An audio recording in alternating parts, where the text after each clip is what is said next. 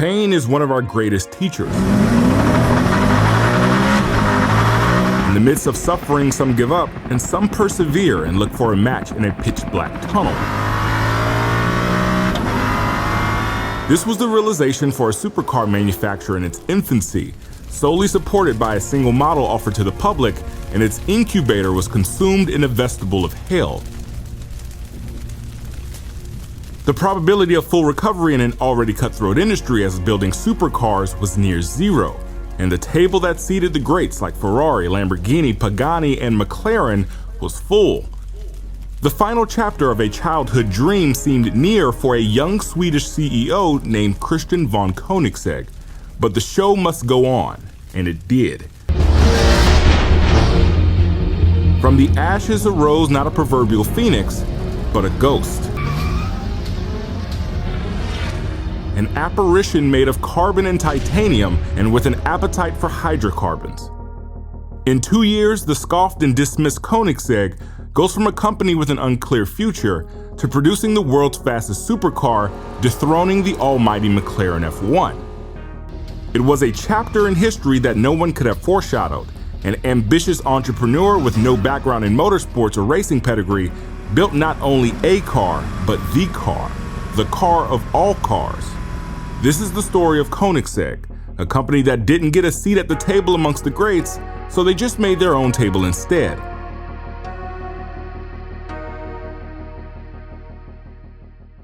There's 3 truths in this world: death, taxes, and Italians know how to build a supercar.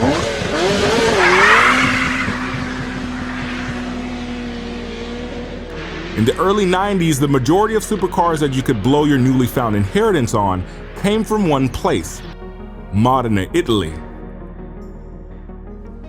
Similar to the rich soils between the Tigris and Euphrates rivers that was the cradle of civilization, Modena is the cradle of the supercar, and no one could do it better than them.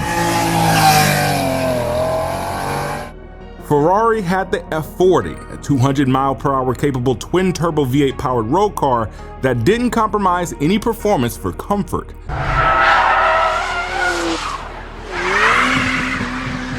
A tractor company building supercars known as Lamborghini had the Diablo, a naturally aspirated V12 powered rocket ship that had doors that hinged the wrong way and named after fighting bulls.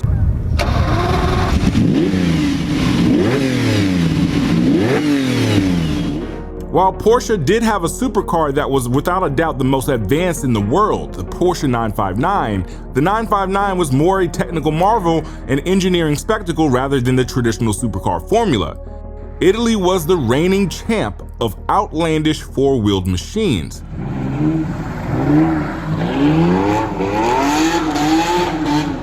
Well, until across the pond, the Brits had a go at it.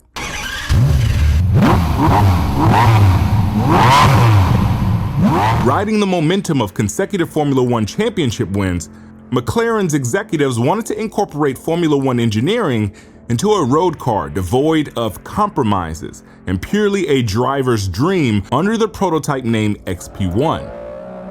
Technical director Gordon Murray and his team of engineers would design a road car that benchmarked of all cars, the Honda NSX, for chassis handling and stability, since the NSX was fine-tuned by the legendary McLaren Formula One driver Ayrton Senna. Honda refused to help build the XP1's engine, leading to BMW's motorsport division to pick up the torch and build a 60-degree bank angle V12 that was all aluminum, 12 individual throttle bodies, 24 fuel injectors, variable valve timing, and north of 600 horsepower.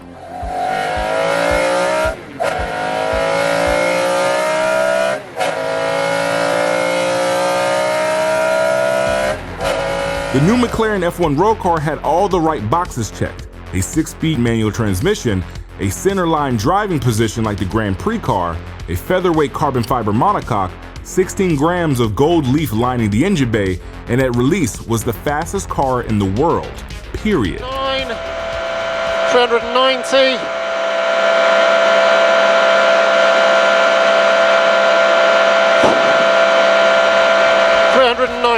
391. The world was put on notice that not only Italy's finest could build world-class performers, but also the likes of the British with the McLaren F1 and even Jaguar with the XJ220. This prompted an unlikely figure to enter the supercar arms race. A young 22-year-old Swedish entrepreneur, financially backed by a loan from the Swedish Board for Technical Development and crosshairs set on the McLaren F1. Their first prototype, the CC, or competition coupe, was nothing short of ambitious.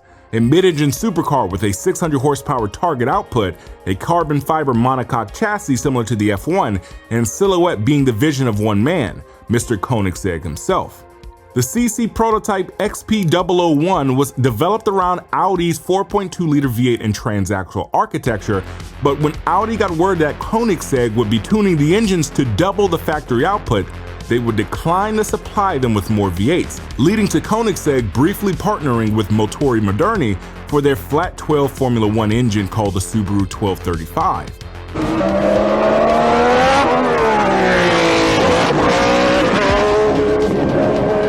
Shortly after the partnership, the founder of Motori Moderni died, tumbling the company into bankruptcy, leaving Koenigsegg with 2 engines and again without an engine supplier.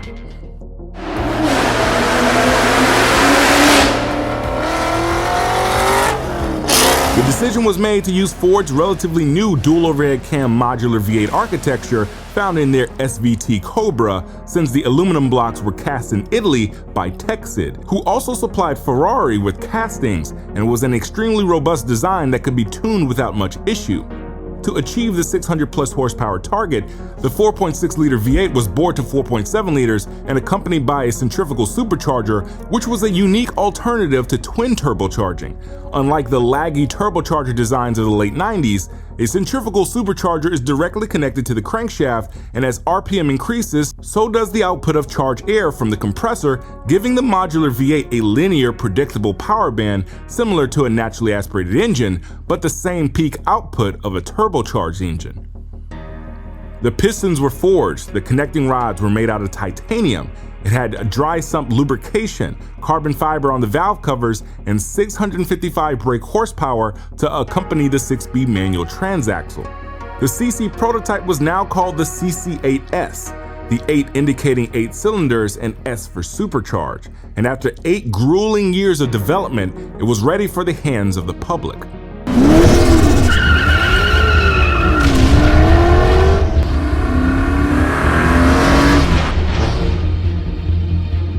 The CC8S was groundbreaking as a first attempt from an unknown manufacturer from the land of Volvos and IKEA, but it wasn't impervious to criticism. The popular publication AutoZine stated if you give it an AMG V12 and more adventure styling, it could jump to the top of the supercar chart, but then it would need to be renamed a Pagani, giving light to the understated design language contrary to its Italian counterparts. Even the father of the McLaren F1, Gordon Murray, was highly critical of Koenigsegg, saying in an Evo magazine interview that Koenigsegg doesn't count since production numbers were so low and Mr. Koenigsegg shouldn't have shouted his mouth off with claims before he built the car. Koenigsegg held its ground and even planned a successor to the CC8S, one that would cast out all doubt that Koenigsegg was just expensive vaporware. But then disaster struck. A Saturday afternoon at Koenigsegg's factory on February 2003 was like any else, cold and full of customer cars being assembled. The thatch roof of the historic 200-year-old building would ignite without warning, quickly consuming the archives of Mr. Koenigsegg's childhood sketches and blueprints of engines all being drawn by hand. The partly assembled cars and tooling were saved, but Koenigsegg was now without a factory and dead in the water to produce supercars. The decision was made to abandon the burnt facility and move operations to an abandoned jet hangar and runway that was formerly home of the oldest aircraft squadron in Sweden, the F-10 Ghosts. They got their name from residents who only ever heard their jets but never saw them, as the squadron would take off on missions at dusk and land after dark. One of their Saab 37 Viggen jets was embellished with white ghosts and the English phrase, "the show must go on." But where their show ended a year prior, Koenigsegg's would begin once more. And to commemorate the squadron, the ghost insignia would find a new home on the successor of the CC8S. The next Koenigsegg would follow the same philosophy. The design was identical apart from a larger splitter and reshaped headlights. It could easily be mistaken for the older model except for one thing: the power. The 4.7-liter Ford modular-based engine now had an additional supercharger. Yes, 2 centrifugal superchargers on one single engine, with boost pressure increased to 1.4 bar and power jumped to 817 brake horsepower from 655. Two years and 6 days after the infamous fire that claimed Koenigsegg's facility, their new CCR would enact revenge on fate. On February 28, 2005, the CCR would break the top speed record held by the McLaren F1 at 387.87 kilometers an hour.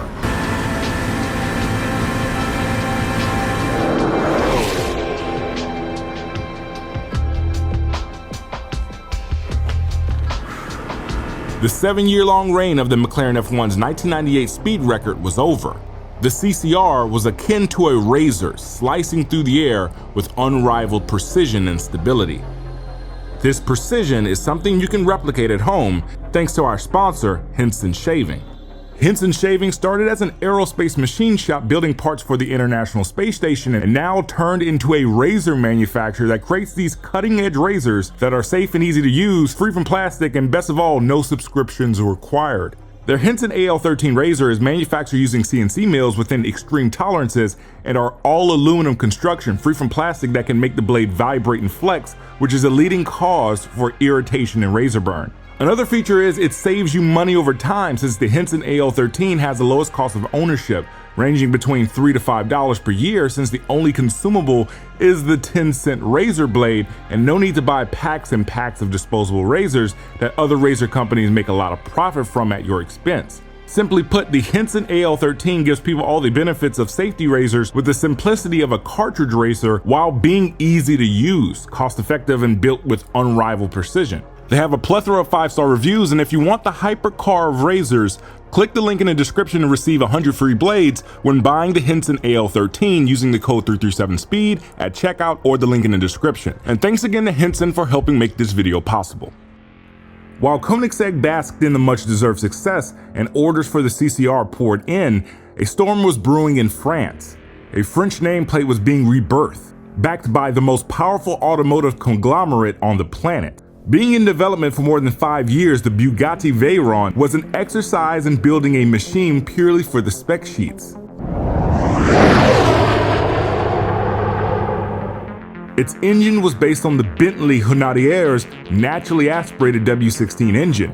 The W configuration consisted of 2 banks of staggered cylinders, 8 in each bank, that when seen from an unobstructed frontal view, it emulated the letter W.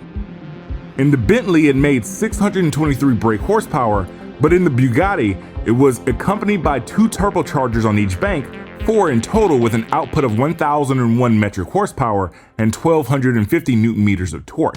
It used a Haldex permanent all-wheel drive system to transfer the 4 digits of power to all 4 wheels to an estimated 400 km/h top speed, as long as you had 7 figures to blow on its asking price. 2 months after the CCR reset the production car record, the billion-dollar-backed Bugatti would do the same. When engaged into top speed mode using a special key, the Veyron's body control module goes through a series of checklists similar to a pilot's checklist before takeoff. If the tire pressures aren't correct, if the tires are too old, if the ambient temperature is too cold, if the air diffusers aren't working properly, and even too much steering angle would lock you out of top speed mode and limit speed only to 343 kilometers an hour. When all systems checked in the green, the Veyron could unleash 408.47 kilometers an hour as a top speed. The Bugatti wasn't meant to be on track. Its Nürburgring Nordschleife time was slower than the Nissan GT-R in 2007, a car worth a tenth of the price. It wasn't an artistic expression by one individual like the Pagani Zonda. The Veyron was essentially a machine built for one purpose, and you could only fulfill that purpose on a private runway. If Koenigsegg was to match the Veyron, they would need a trick up their sleeve. one that involved corn. The Texit aluminum blocks sufficed for the 800 horsepower CCR, but when Ford ended the program for a cheaper block cast in their Windsor assembly plant, the blocks became inherently weaker, leaving Koenigsegg to take the plunge into building their own engine. The new block was cast by Grainger and Worrell in England with a thicker deck and cylinder wall for added rigidity, and was accompanied with twin superchargers like the CCR, but with an added secret: biofuel. Ethanol is a product of distilling corn mash into alcohol, and when mixed with 15% of gasoline, it makes a fuel that has 105 octane and very good at absorbing charged air heat.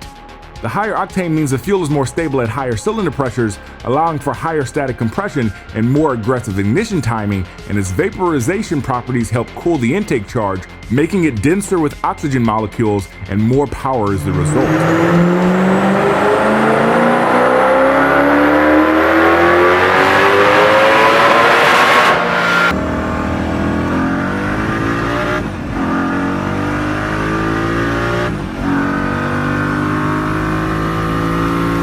The only downside is since ethanol is 30% less energy dense, it takes 30% more fuel to maintain proper combustion, and larger fuel pumps and injectors become mandatory. The new environmentally friendly Koenigsegg engine gave 1,018 reasons why it was the most powerful production engine on the planet, and it was slated to take back the crown from Bugatti.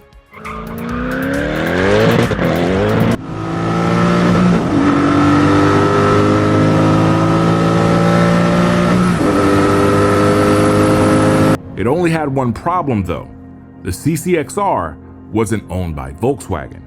See, the only place on earth to properly test the top speed of the CCXR was the Erlesine test track, which was owned by Volkswagen, who also owned Bugatti and couldn't let the little guy show them up on their own territory.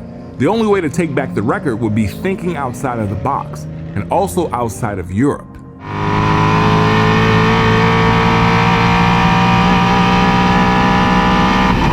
This would require a new car built from the ground up, and a whole new engine that substituted superchargers for turbochargers, and the introduction of an automated manual transaxle.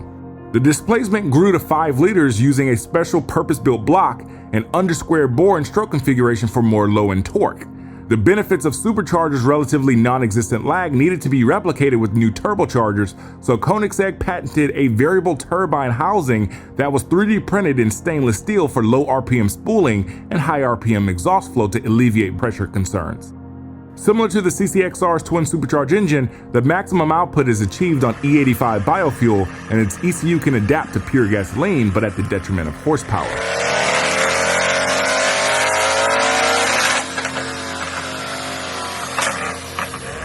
The transmission was no longer a 6-speed manual, but rather an automated manual transaxle for quicker upshifts, taking the variable of human error out of the experience.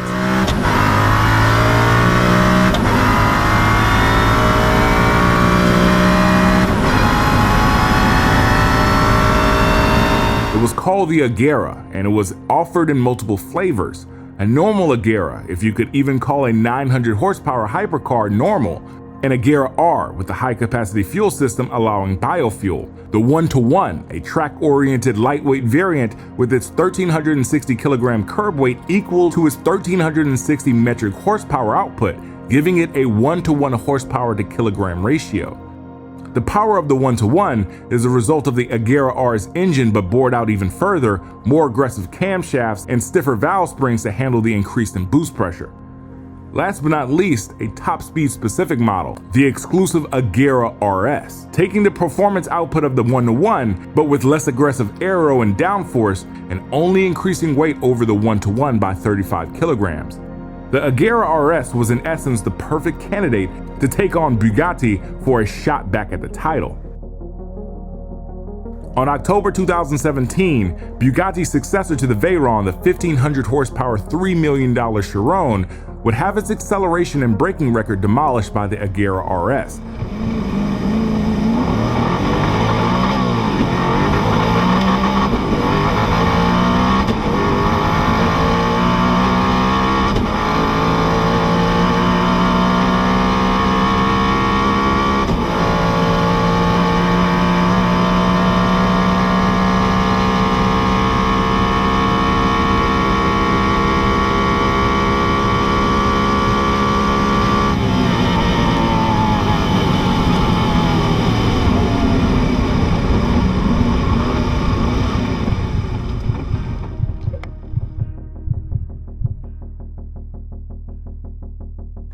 While the Agera RS lacked all-wheel drive, it was still able to clutch a victory over Bugatti simply based on the unmatched power to weight. A month later, the RS would set a land speed record on a closed section of Nevada's Highway 160 at 285 miles per hour in one direction.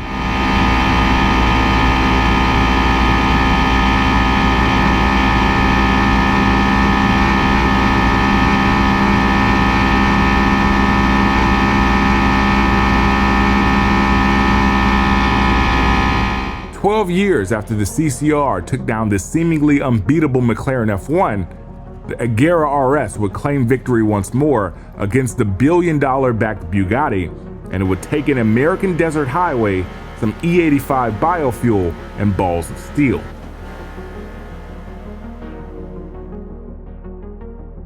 Koenigsegg today is just as much of a tech company than a hypercar manufacturer.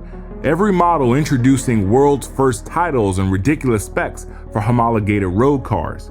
The plug-in hybrid Agera that combines a 5-liter twin-turbo V8 with 3 electric motors and an 800-volt battery pack was the world's first 800-volt road car, the fastest 0 to 400 to 0 km/h time, and the first car in the world that operates all body closures at the touch of a button called AutoScan. The CC850, which is a near 1,400 horsepower homage to the original CC8S, has the world's first 9-speed automatic transmission and 6-speed manual combined into one, called ESS, which can either drive in a comfortable automatic mode or use an electric clutch pedal to simulate a manual transmission, along with a gated 6-speed shifter. It's hard to believe a company with approximately 200 employees is building their own battery packs, engines, transmissions, turbochargers, and suspension, all while competing with established brands that are a century old. Today, the Bugatti Veyron Supersport 300 Plus is the fastest production car in the world, but I'm patiently waiting for their record to be rewritten, just like in 2005 and 2017.